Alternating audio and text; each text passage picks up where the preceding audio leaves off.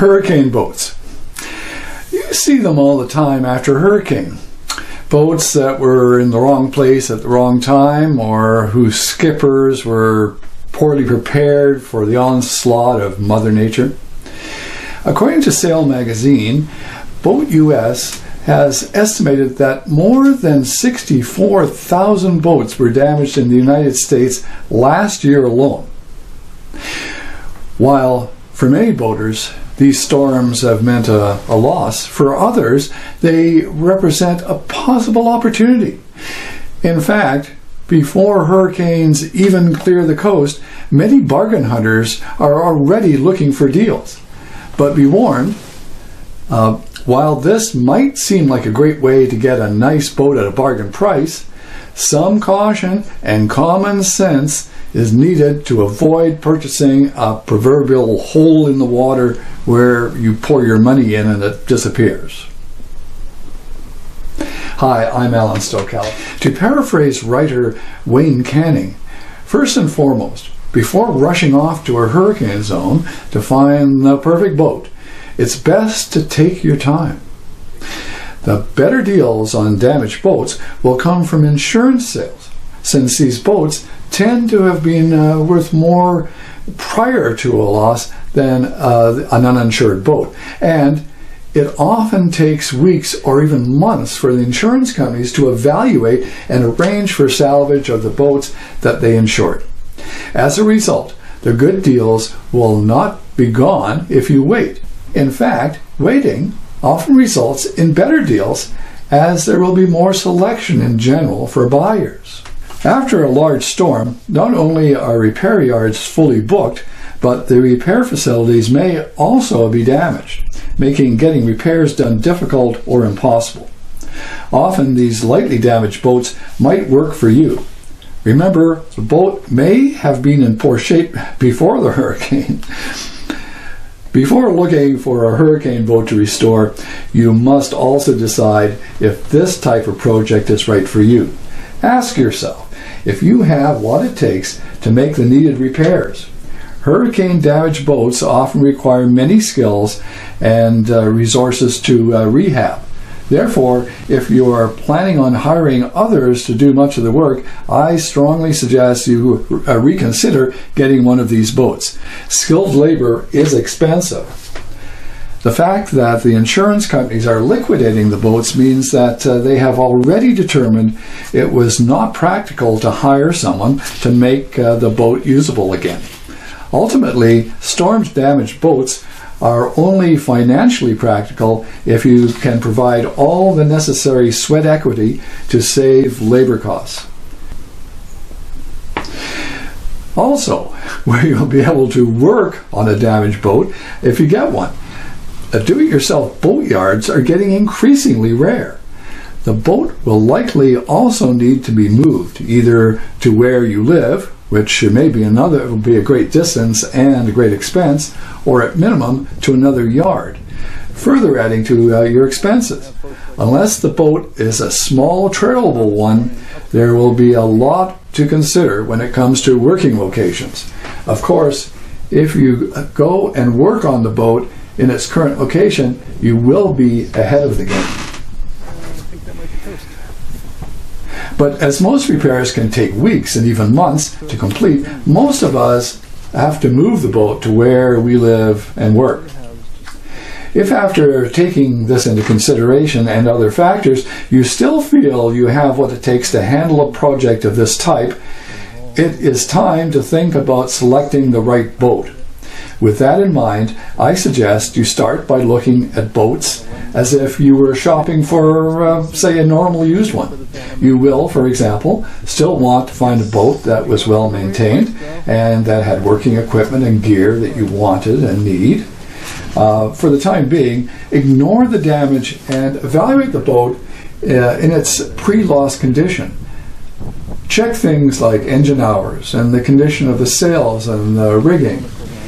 If the boat was poorly maintained and or had a lot or worn out equipment before it was damaged, keep looking.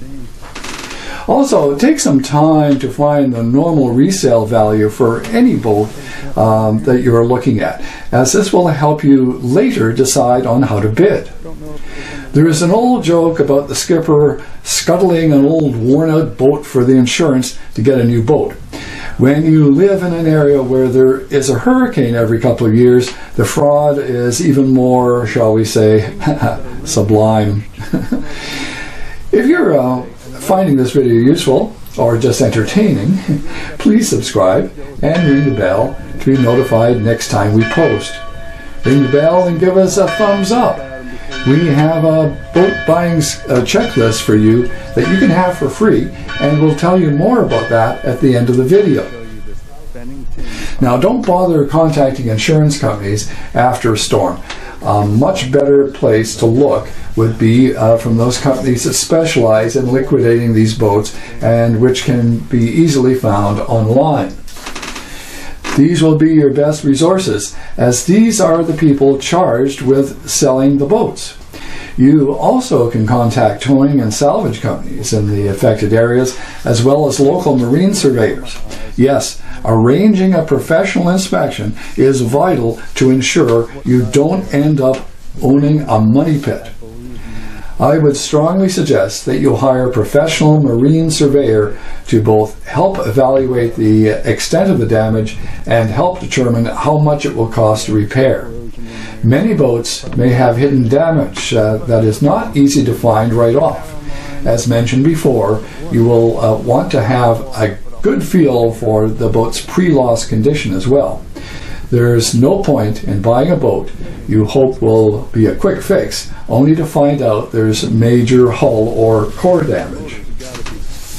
Keep in mind when inspecting any vessel that you need to have the owner's or insurance company's permission to board, and that your time aboard may be limited.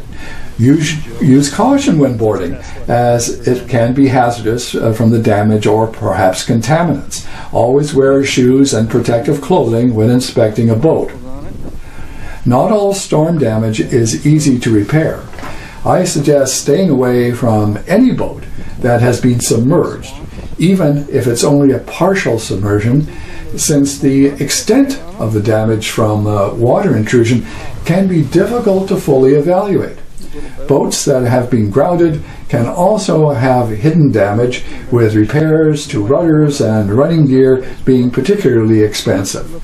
Boats with dock rash or which have had a collision with other boats or a fixed structure like a dock are often your best bet.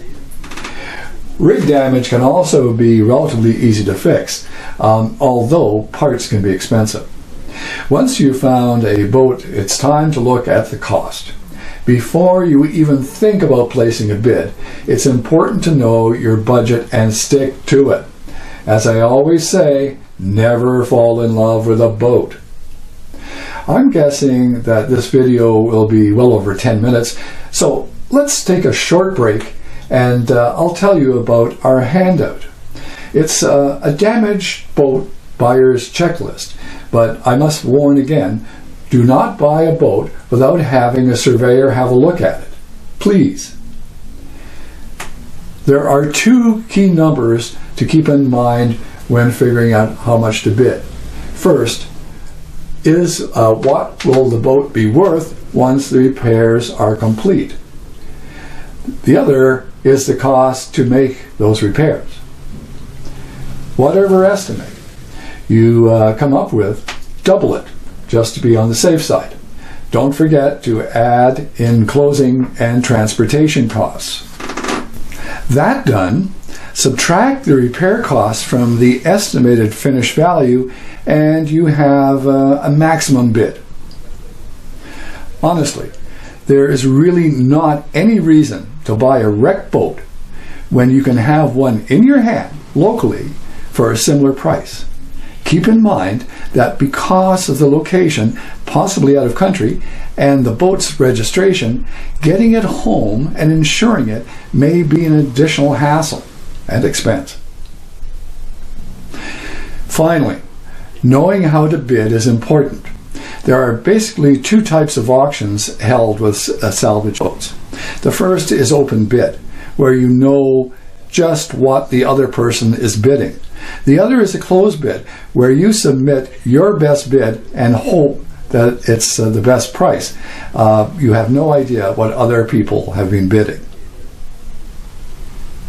I've not begun to scrape the surface of the complexities of buying a damaged boat.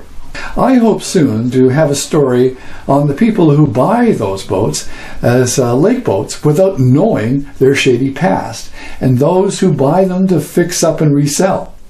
Now, I know someone who did just that. I say did because he says he will never do it again. Okay, so thank you for watching. I'm Alan Stokel. Fair winds, my friends, and stay safe.